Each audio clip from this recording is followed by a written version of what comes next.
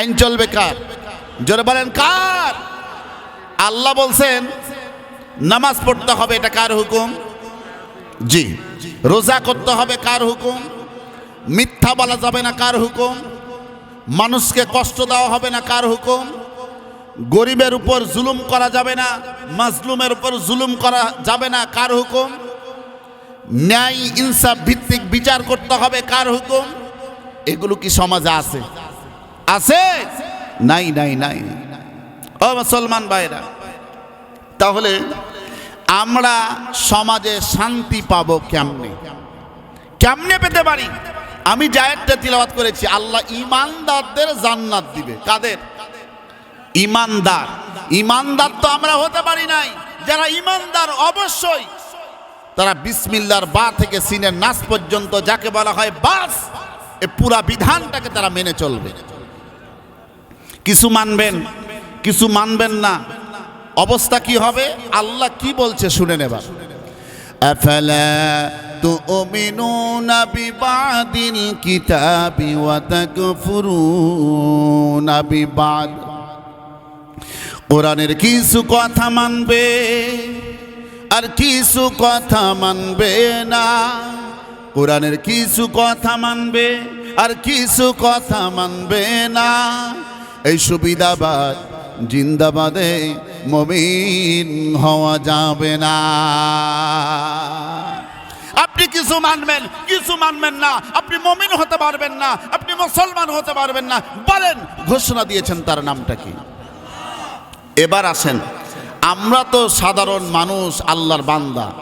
আল্লাহর যিনি বন্ধু তার নাম হচ্ছে মুহাম্মাদুর, যাকে আল্লাহ এত ভালোবাসতেন।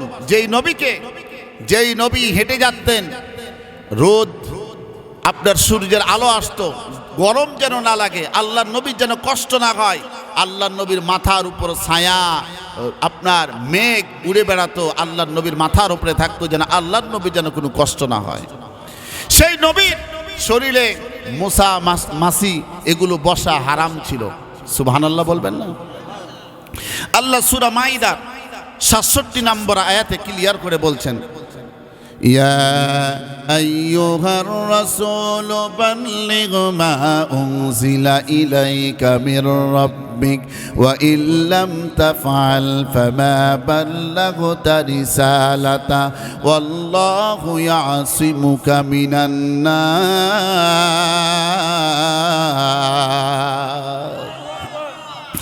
আল্লাহ পাক রব্বুল আলামিন বলেন, ইয়া আইয়ুহার রাসূল, হে আমার রাসূল, বাল্লিগ মা উনজিলা ইলাইকা মির রাব্বিক, আপনি তাবলীগ করুন, অর্থাৎ আপনার রবের পক্ষ থেকে যা নাযিল করা হয়েছে উম্মতের দ্বারে দ্বারে গিয়ে সেই কথাগুলো পৌঁছায় দেন। এখন বর্তমানে তাবলীগ তো অনেক প্রকার, শুধু মসজিদে মসজিদে যাওয়া হয় আর জিকির করা হয়, আছে না নাই? ও মুসলমান ভাইরা, আমি শুধু নামাজের কথা বলবো, আল্লাহ আরো কথা বলছেন, তা বলতে হবে না।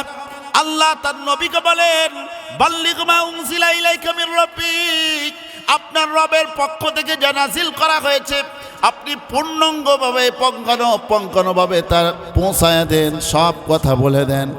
আপনি যদি ভয় করেন, জেল খাটার ভয়, আপনাকে বলবে রাজাকার, আপনাকে বলা হবে খারাপ মানুষ, আপনাকে বলা হবে আপনার চরিত্র খারাপ, আপনাকে জেলে দেওয়া হবে, আপনাকে ফাঁসির কাস্টে ঝুলানো হবে।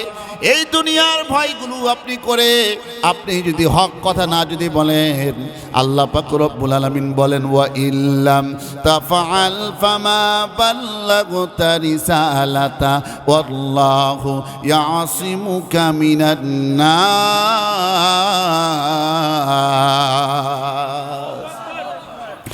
আল্লাহ পাক রব্বুল আলামিন বলেন, হে রাসূল, আপনি যদি জেলের ভয়ে, জুলুমের ভয়ে, আপনি মায়ের খাওয়ার ভয়ে, রাজাকার বলবে এই ভয়ে, আপনি ফাঁসির কাছে ঝুলার ভয়ে আপনি যদি হক কথা না বলেন, পূর্ণাঙ্গ আল্লাহর কথা না যদি প্রচার করেন, তাহলে নবুয়তের দপ্তর থেকে আপনার নামটাকে কেটে দেওয়া হবে। ঘোষণা দিয়েছেন কে? ও মুসলমান ভাইরা, গভীর মনোযোগ দিবেন। আল্লাহ পাক রব্বুল আলামিন সেই নবীর ব্যাপারে কত সুন্দর করে বলেন।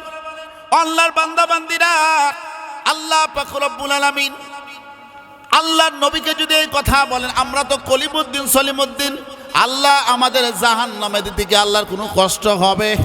কথা কন না কেন? তার মানে বোঝা গেল আমরা যত ইবাদত করি, যত ভালো কাজ করি, সব আল্লাহর নবী যেইভাবে করেছেন সেইভাবে করতে হবে। ঠিক না বেঠিক? আল্লাহর নবী যেইভাবে করেছেন সেইভাবে করতে হবে, নামাজের মতো নামাজ পড়তে হবে।